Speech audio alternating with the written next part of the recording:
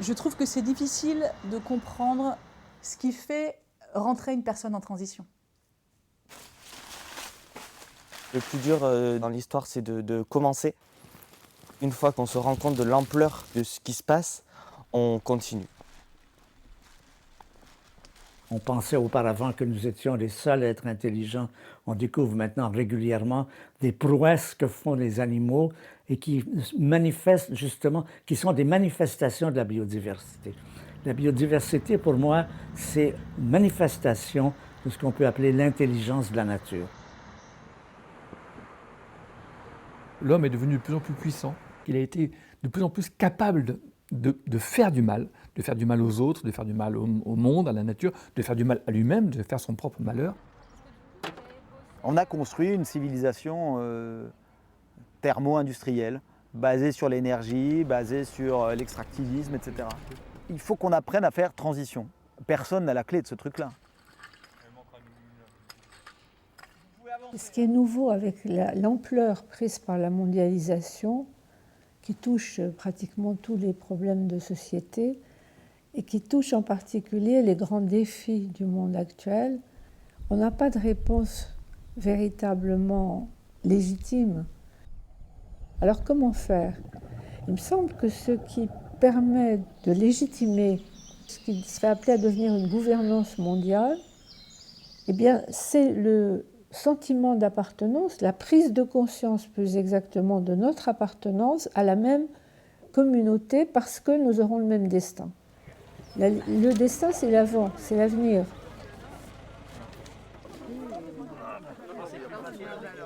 Nos enfants, ils auront les sols qu'on leur a laissés. Et il faut comprendre que les sols, c'est une sorte de patrimoine que l'on doit transmettre de génération en génération. Nous avons juste l'usufruit de ça. Nous pouvons encaisser les intérêts, c'est ce qu'on mange. C'est les productions agricoles, les productions animales, les productions de bois. Mais on ne doit pas toucher au capital. Or aujourd'hui, qu'est-ce qui se passe? Ce capital, on l'endommage. Il est exposé à de l'érosion. Ici et là, l'irrigation conduit à de la salinisation. On recouvre les terres agricoles, 440 000 km² par an en Europe. On est en train de faire des choses qui ne transmettent pas le patrimoine. L'objectif de mon village espace de biodiversité, c'est de susciter l'engagement dans des actions environnementales. Il faut absolument mobiliser les citoyens à s'engager pour leur territoire, pour la préservation de leur environnement, pour leur qualité de vie. Mais pour arriver à ça, il faut absolument qu'ils décident par eux-mêmes. C'est à eux de décider. Et s'ils n'ont pas envie de conserver la biodiversité, ils ne la conserveront pas. Laisser les gens décider par eux-mêmes, développer un libre arbitre, pour moi c'est un projet de démocratie, c'est un projet politique. À mon sens, c'est même une garantie de défense de la démocratie. L'image de l'intelligence des sociétés occidentales, c'est le penseur de Rodin. Il est comme ça, il réfléchit et il dit « j'ai la solution ». Et ce que nous apprend la biodiversité, c'est qu'il y a une autre forme d'intelligence qui est l'intelligence collective. C'est-à-dire, je ne suis pas très intelligent, mais sans cesse, j'échange de l'information avec mes collègues fourmis, mes collègues oiseaux, mes collègues insectes. Et avec ça, on trouve des solutions.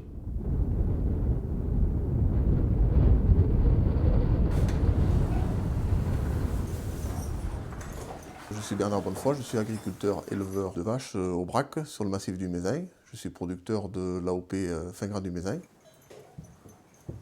La démarche qui a été faite avec les amis du Mézain au départ, ça a été rencontrer les élus, dire qu'est-ce qu'on fait pour sauver ce pays. L'objectif du Fingras du Mézain, c'est plus de remplir les écoles d'enfants que les étables de bovins. Parce que si on était dans une démarche agricolo-agricole, c'était chercher de la plus-value pour que les exploitations développent quelque chose.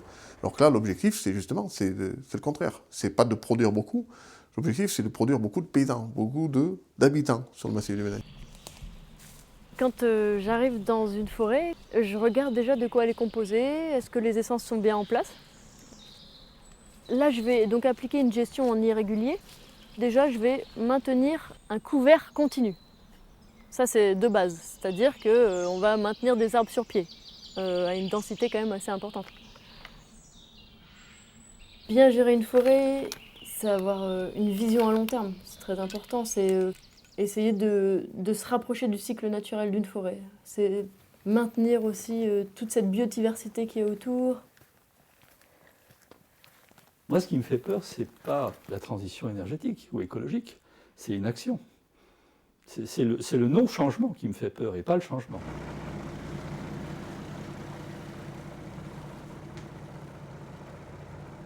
Ils veulent gérer la pêche comme, je sais pas, comme une industrie, mais la mer, tu ne peux pas la gérer comme une industrie, c'est pas possible.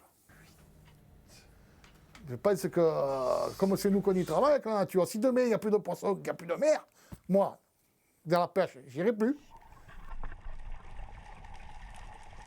Alors le milieu naturel marin, c'est tout ce qui vit effectivement dans les océans et c'est surtout ce qui fait que l'océan fonctionne. Alors l'océan fonctionne, ça veut dire qu'il joue son rôle de moteur de notre planète en termes de production d'oxygène, consommation de CO2, en termes de thermique, c'est-à-dire de garder les bonnes températures au bon moment, de faire en sorte que les choses ne soient pas extrêmes. Et donc si ça fonctionne bien, si l'océan fonctionne bien, on a une planète vivable.